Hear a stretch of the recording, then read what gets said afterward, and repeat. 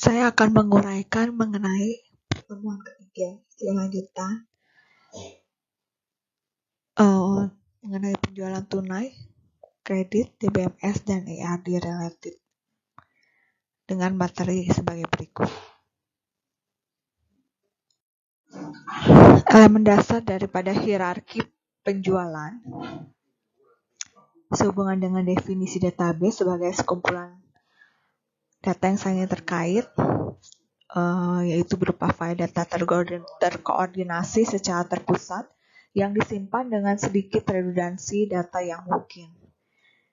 Jadi database awalnya itu terdiri dari data penjualan, data pelanggan customer file, dan data persediaan inventory file. Recordnya terdiri dari record customer 1 sampai customer 2, customer 3 sampai customer 1000. Untuk atributnya customer number, name, street, city, state, and zip code. Ada beberapa istilah dalam database atau DBMS, Database Management System. DBMS sendiri merupakan program pengelola untuk mengontrol data yang menggunakan database. Database system itu sebagai aplikasi program yang mengakses, dan database administrator itu orang yang bertanggung jawab dalam mengelola database. Data warehouse itu gudang data atau database yang sangat besar yang isi data-data yang dirangkum. Business intelligence ini adalah bagaimana menganalisis sejumlah besar data yang tujuannya pengambilan keputusan strategis. Lalu OLAP ini menggunakan query untuk menyelidiki hubungan hipotesis di antara data. Lalu data mining ini adalah analisis statistik yang canggih untuk menghubungkan hubungan yang tidak disintesis dalam data. Ini perbandingan antara file-oriented system atau flat file versus database system. Dalam pendekatan file, di sini misalnya master file-nya terdiri dari fakta A, B, C, D, itu menjadi sales program. Master file 2, fakta A, B, A, C, E, dan F itu sebagai program pengiriman.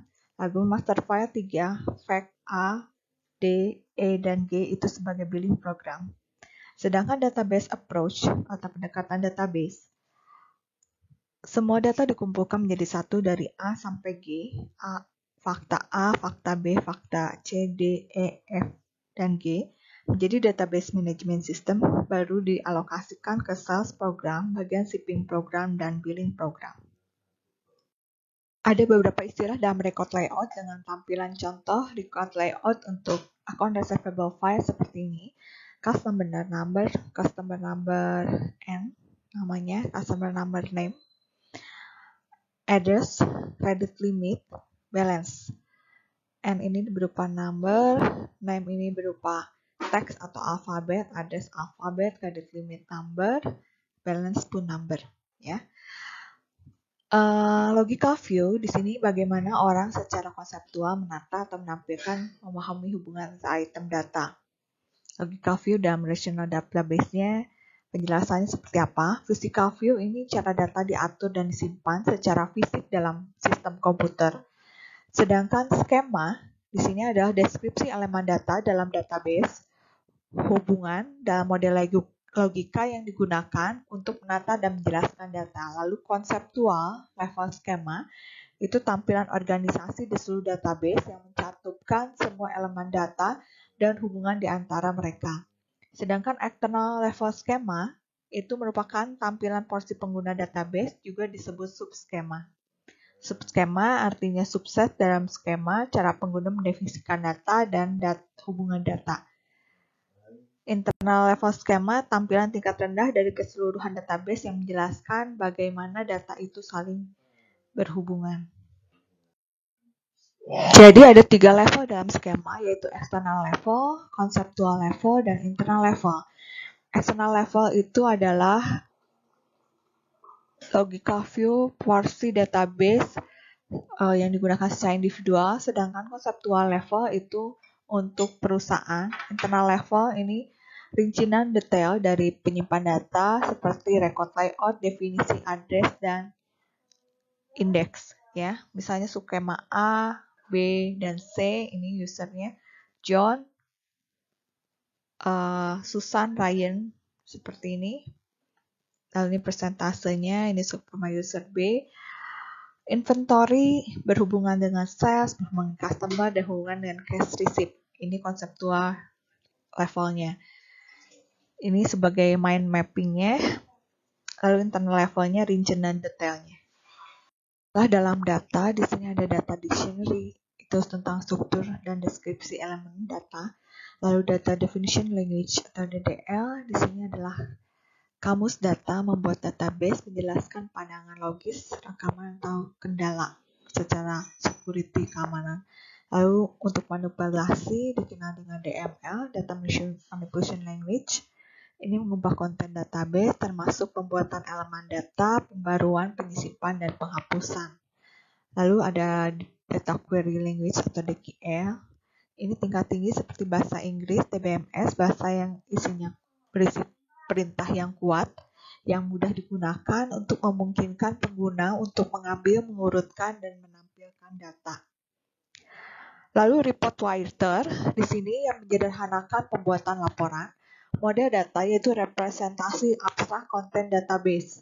Lalu ada relational data model. Ini representasi tabel 2 dimensi data, setiap baris mewakili entitas unik. Dan setiap kolom di bidang di mana atribut rekaman disimpan. Lalu tuple, baris dalam tabel yang berisi tentang item dalam tabel database. Lalu primary key, ini sebagai primary key itu kunci utama, jadi sebagai atribut utama yang merupakan kombinasi unik identifikasi masing-masing baris dalam tabel. Foreign key di sini sebagai atribut tabel yang juga merupakan kunci utama tabel lain. Contoh kamus data atau data dictionary itu customer number, name, address, credit limit, dan balance. Di sini kita lihat untuk deskripsinya itu lalu record yang berisinya apa aja, sumbernya, panjangnya, tipenya, numerik, alfabet, program yang digunakan, lalu outputnya, otorisasi pengguna, dan data nama lainnya. Sebagai sampel untuk inventory tabel dari suatu perusahaan SNS, misalnya inventory di sini pertama adalah item number-nya, deskripsinya apa, color, vendor number, quantity yang tersedia, ya, dan price atau harga. Data yang lain adalah tabel 43. Itu contoh storing seluruh penjualan SNS dalam satu tabel. Di sini ada sales invoice, tanggal, sales person-nya, customer, invoice total, customer name, alamat, street, city, state, item, quantity, deskripsi, unit price, dan extended amount, ya, nilai. Lalu untuk example yang 43, tabel 43 ini menambah kolom dari setiap penjualan tiap item yang dijual. Sales invoice, kolom 2-5, item, quantity, deskripsi, unit price, extended item, lalu ada quantity 2, ya.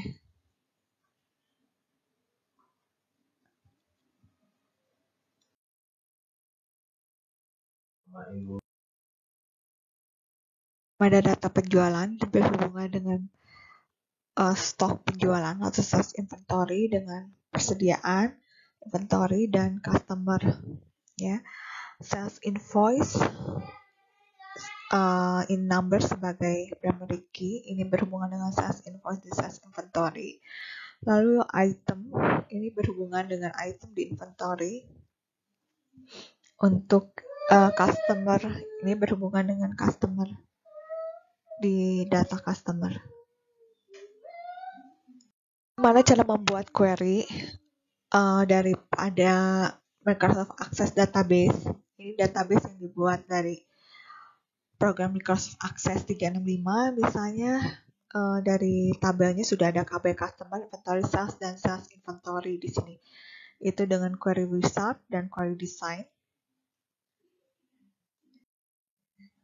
Dari query ketika kita menyelesaikan query satu, misalnya untuk penjualan item, itu menghubungkan antara data customer dengan penjualan. Jadi customer dengan customer di sini, tapi di sini primary key-nya customer, di sales primary key-nya sales invoice datanya, ya. Query-nya jadi sales invoice, sales person, dan customer name.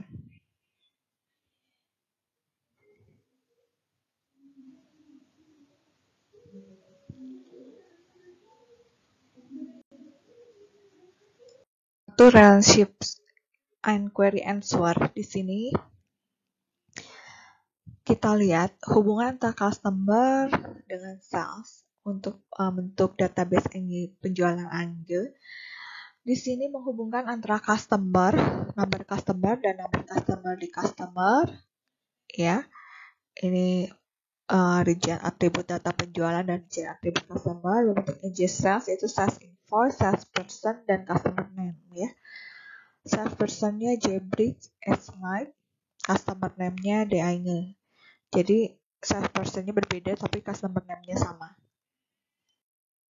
Di sini untuk complete query 2 and answer sebagai data barang PV pada bulan Oktober, ini menghubungkan database inventory, sales inventory dan penjualan. Ya. Di sini untuk hasilnya itu berupa quantity, tanggal dan description. 3 query 3 and answer di sini menghubungkan inventory, sales dan customer berupa data customer TV Oktober. Jadi di sini ada customer name, street, city, and state sebagai data customer untuk barang TV pada bulan Oktober. Di sini untuk expression builder for query 4, contoh di tabel Puppet 12. Jadi di sini bisa membuat suatu fungsi atau suatu formula untuk misalnya total nilai invoice atau invoice total sum itu sama dengan sales inventory kali quantity dikalikan dengan inventory last price, ya. Maksudnya bukan last price, unit price-nya, inventory unit harganya, ya. Jadi ini formula rumusnya tampilannya seperti ini. Kita mau melihat penjualan total berdasarkan sales person. Ini kita bisa lihat tampilannya seperti ini dari complete query 5 and answer. Ini menghubungkan sales dengan sales inventory dengan sales.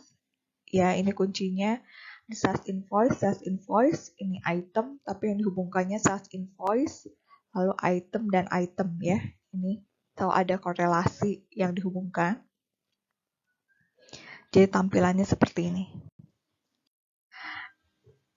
Ini tambahan untuk ya dari recent database untuk penjualan tunai. Memang di buku ini hanya mengkaitkan yang ROM-nya itu sales inventory, dan customer.